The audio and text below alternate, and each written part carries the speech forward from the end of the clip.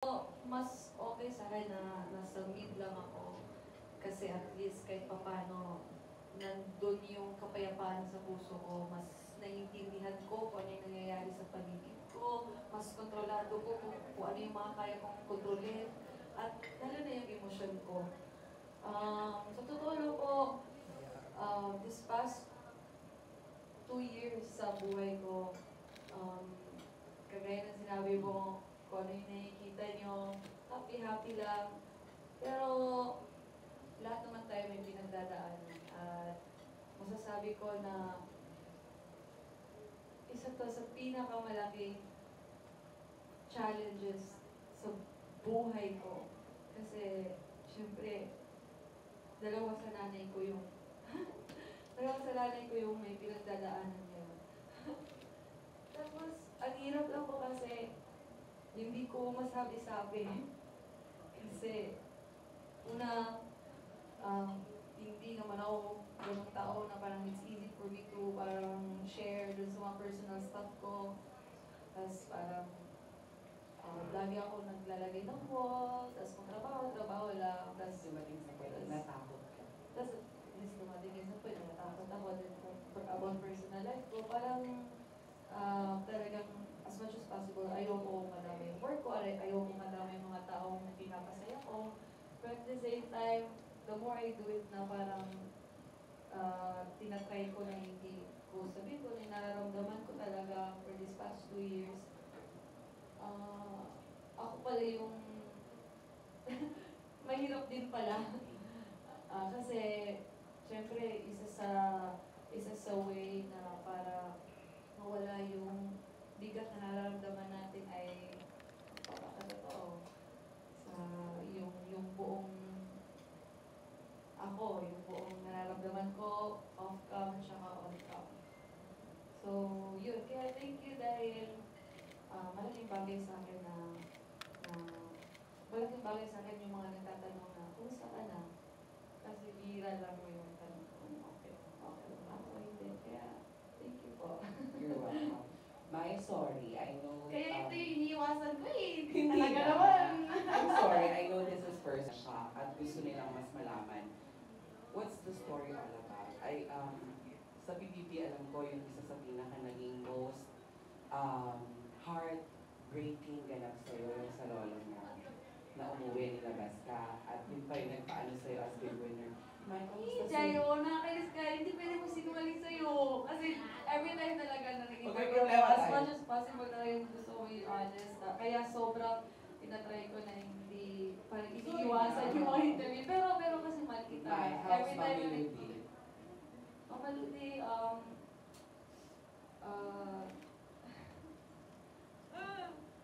nasa, ay naku po, nasa Cagayan de Oro siya ngayon.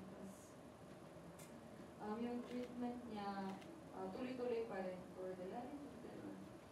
Tapos, tsaka yung nanay ko din, sabay sila, pero mas maluba lang yung sa nanay ko. Sa nanay ko, ay grabe, sasabihin ko pa talaga. Stop. Minahal ka namin. Okay, once lang to. So, tinumbong ko kay Miss Lau. Miss Lau! Okay, May, sorry. Yung totoo, galing na ako sa hospital kasi nga, balik-balik kami sa hospital ngayon.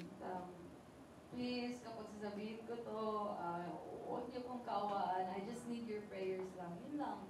Yun lang talaga ko. Kaya isa sa mga ayaw ko talaga mag-open up is, ayaw ko yung parang, parang may awa ko sa akin. Pero, I know it will help me din parang malaman niyo kung saan ako nanggaling. Yun yung nanay ko, matagal nang may cancer. Almost 2 years na. Kaya pabalik-balik ako sa Japan. Tapos ngayon, isa na lang sa pinapasalamatan ko ay nakauwi siya 2 months ago. Every day talagang tinitake time ko na hanggat maaari. Hanggat maaari po nandyan ako kasama siya. kagabi lang, sinugudan naman namin siya sa hospital. Well, ngayon, kaya sinabi ko sa'yo na wala naman ako umabot, hindi naman ako umabot sa hindi okay, at saka hindi naman super okay. Nandito lang ako. Kasi yung time na hindi ako okay, nalampasan ko yun. Nalampasan ko yun with the help sa Panginoon. Siyempre, yung acceptance kumbaga nandun na. At nandito ko sa point na kung saan ay hanggat may oras ako na makapili ko yung dalawang nanay ko, gagawin ko. Palipad-lipad man ako. Kagaya, siya pa ulit gagawin ko po.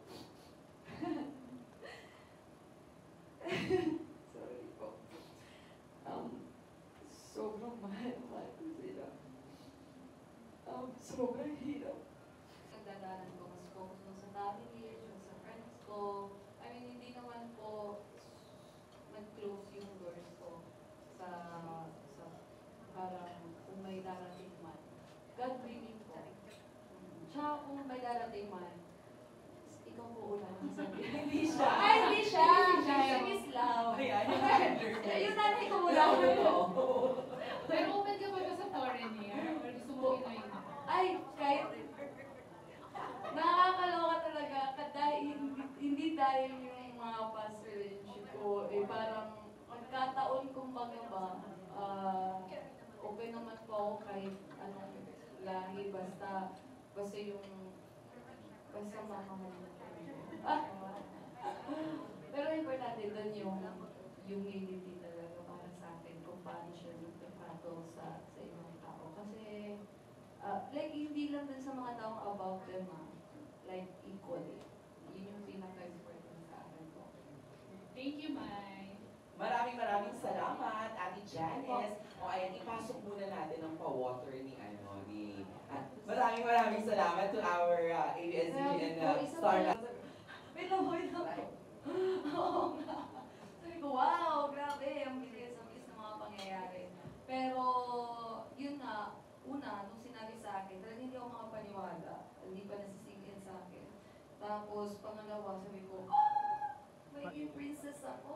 Wow. And knowing Disney, alam natin, lahat yan, lahat mga Disney princesses, very timeless yung story nila, and for me to be part of it, talagang dream come true talaga para sa akin. Snow White pa, kilig ako talaga. Pero, hindi ko rin naman masasabi na naging smooth yung flow ng pag-aaral ko dun sa song kasi para sa akin never ako nakakanta at saka never ako nagtutong kumanta ng parang a genre ng song na parang theatrical yung way niya. Mga ganun. So parang binigyan ako isang araw para mag-prepare. So thank you Miss Annie. Thank you po Miss Annie, yung isa sa mga vocal coach ko dahil tinulungan niya po talaga ako na mairaos yung kanta na sa akin hiling. And I'm very thankful din sa mga nakaparinig na dahil they ended up parang like it. Hopefully. yun na yung narinig ko. Kaya maraming salamat. Sobrang talagang very blessed talaga. Kahit pa paano, naranasan ko maging prinsesa. Prinsipe na lang talaga. Ang pula. Pero sabi mo nga, in God's perfect timing, darating ang Narinig ko darating. Totoo. May pinag-usapan na yung about music. Hindi naman yung first time na marinig ka dahil grabe diba, phenomenal. Ang amang kabugera, talagang daming na-amaze ka pa nagpa-perform ka. Sa mata nating mga kapamilya at mata ng mga kapuso na laging, kumbaga, yung mga fans. May pagpapanggabang Yes po. At para gawin nila po itong collaboration na to, para sa akin, mas naging peaceful, kumbaga, yung fans ng kapuso siya, ng pamilya. At hindi mo na, it will no longer see it na parang competition. Yes. It's like family na talaga. Nasasabi ko sa season na ito, masaya sila lahat. Tsaka matuto ka. May mga clips po, Clips gano'n. Hindi naman naging perfect kasi nobody's perfect naman. Lahat naman tayo may flaws, lahat naman tayo may mistakes. Pero syempre, hindi din naman yun yung magiging parang doing mistakes. Ako, like si AC, mahal na mahal ko si AC. Isa siya sa mga baby girl ko talaga. Matagal ko na siyang baby girl dito sa industry na ito. At dahil mahal ko siya, hindi ko tinotolerate din yung mga mistakes niya. As long as na you being responsible po to learn from your mistakes, and that's okay. At yun yung nakikita ko kay AC. Pero napapansin niyo naman sa PBB, every time na nagkakamali siya, nagiging aware siya agad, nagsusorry siya agad. Kasi it's part of growing eh. Kaya okay lang. Sino ba naman po tayo para hindi bigyan ng chance yung mga taong nagkasala? Eh tayo, hindi din tayo perfecto. Kaya, sa madaling salita, sana, instead of pulling people down, why not just help each other up to be better? Kasi at the end of the day, we all gonna end up in the same place. So why not just choose kindness po as long as we're here pa? Thank you so much, Mai. At dahil usapang Pinoy Big Brother naman, ang susunod na magtatanong ay si Carlos Aragon ng Mega Kapamilya. Ako na lang, okay. Dahil nga sinegue ko na. Sabi niya, kung halimbawa bibigyan ka ng pagkakataon na muling pumasok sa loob ng bahay ni Kuya, sino sa tingin mo ang magiging ka-close mo?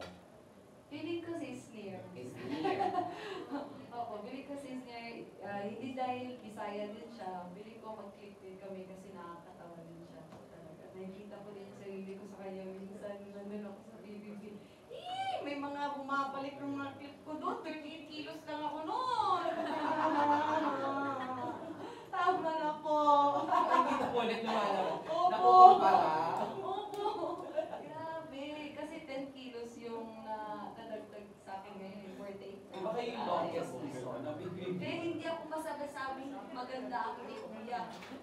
Ang designers, sila Fern Juan, Sir Nery Beltran, Mark Baumgartner, Michael Cinco, etc. May pressure ba sa'yo, Mai, na nararamdaman tuwing may mga ganitong event at yung preparation sa mga fall like this? Sa lahat naman po ng ginagawa ko po ni Jay, maliit na proyekto or malaking proyekto, talagang hanggat maaari, gumagawa ako ng paraan to prepare myself. Parang equally na binibigay ko yung tamang enough effort bawat proyekto. At isa na dito yung sa fashion, mga fashion show, yung sa paglagad na po, every time na may fashion week or kaya naman may event na event, hindi nawawala po yung pressure. Pero hindi ko din naman po hinahayaan na kainin ako ng pressure. Dahil din gusto ko din yung ginagawa ko, nag-enjoy po ako. Nag-enjoy ako sa preparation ko before siya mangyari. Perfect. Ayan, may tanong ka siya, Kaltong. What do you consider to be your greatest asset? Hindi ko alam po eh. Ikaw makakasagot. Feeling ko yung di ba lahat iniin na maging ganyan, yung buto-butuhan. Ay, buto-butuhan. Ay, ito kaya yan. Yun, di ba kasi, hindi kasi di ba buto-buto, di ba ganun yung shows? Please, huwag niyang i-wish yung katawan ko kasi kaya lang naman ako sobrang payat talaga po kahit anong kain ko dahil nga po sa may something sa So, hindi pala yun isa sa mga yung parang dinidil kong hyperactivity. Hindi kasi model look, di ba? Yung insane, yung sa arts ko dito.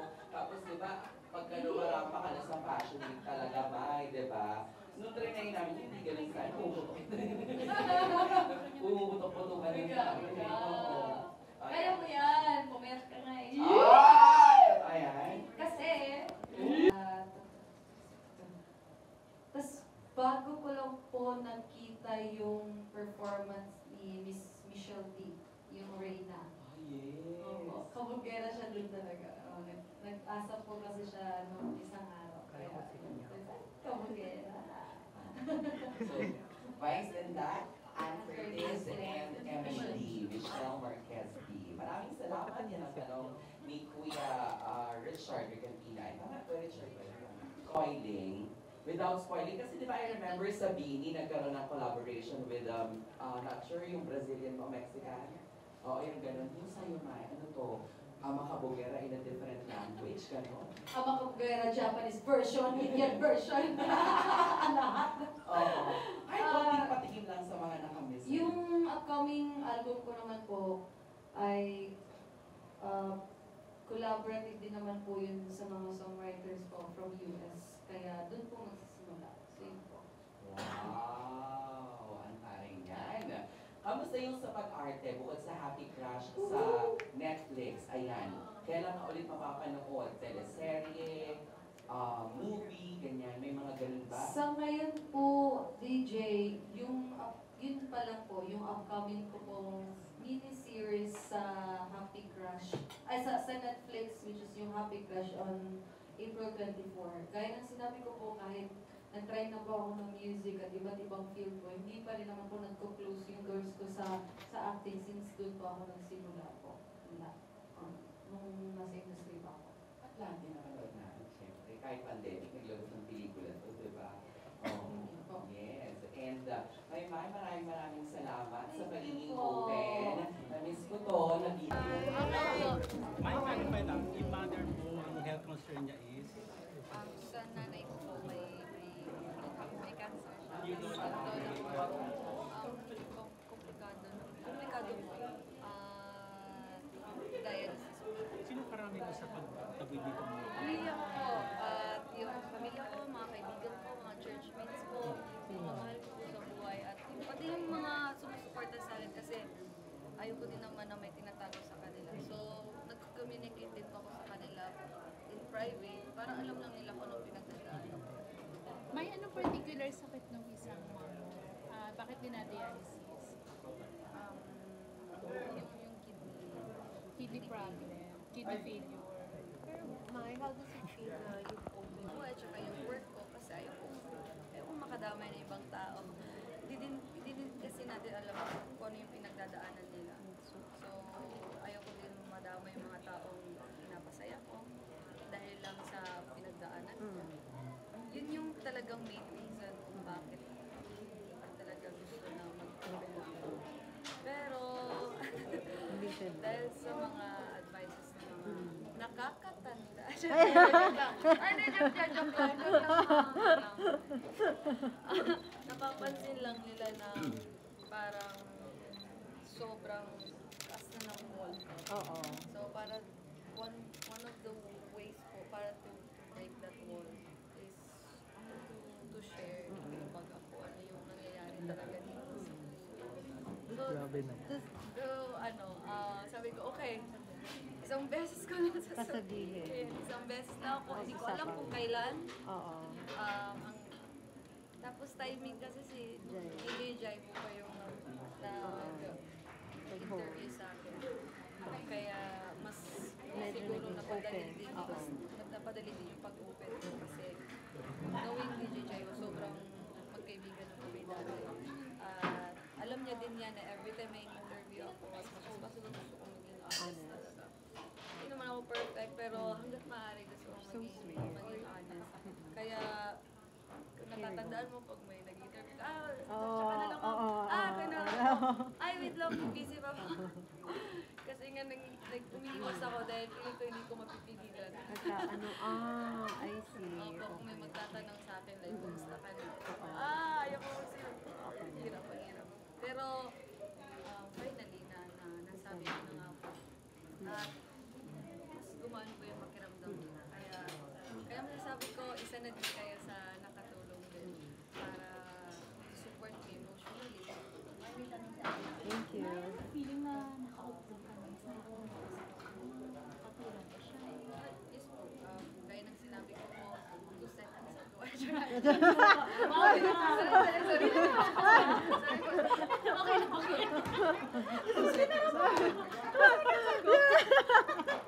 Mga 10 naman yun. Mas magaan sa pakiramdam. Tama. Sabi mo. Paano mo kinakaya ito? Kasi mahirap kayanin yun. Dalawa siya, dalawang price. Mahirap po ma'am. Hindi ko masabing madali. Mahirap lalo na't ako yung breadwinner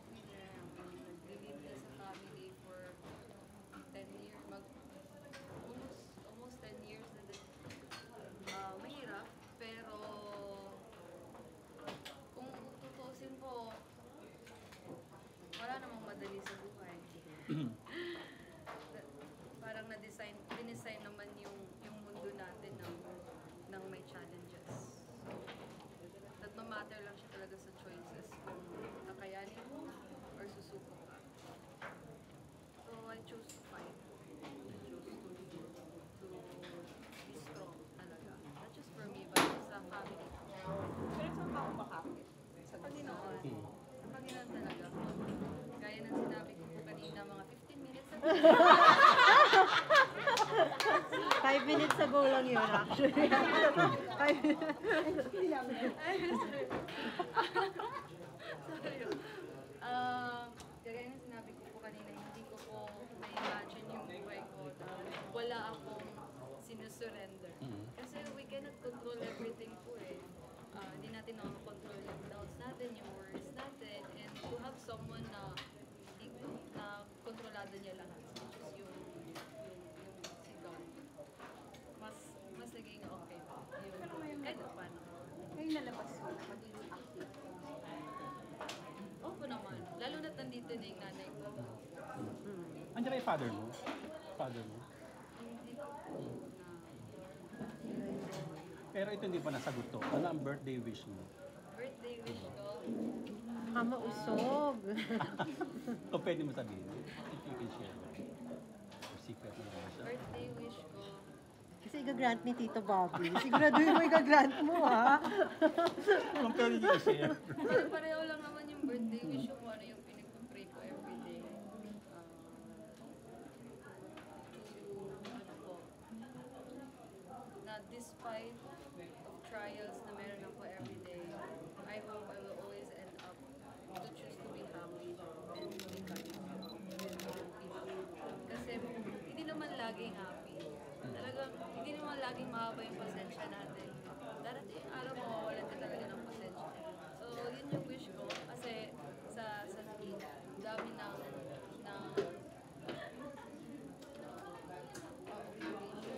Yes. plano sa buhay, hindi lang sa akin, pati sa pamilya ko, hindi madali. Yun yung wish ko na sana ma-maintain yung na pipiliin mo maging hopeful, maging masaya, maging mabuti sa kapwa ko. Thank you, Mai. Thank you, Okay na. Mai. Thanks.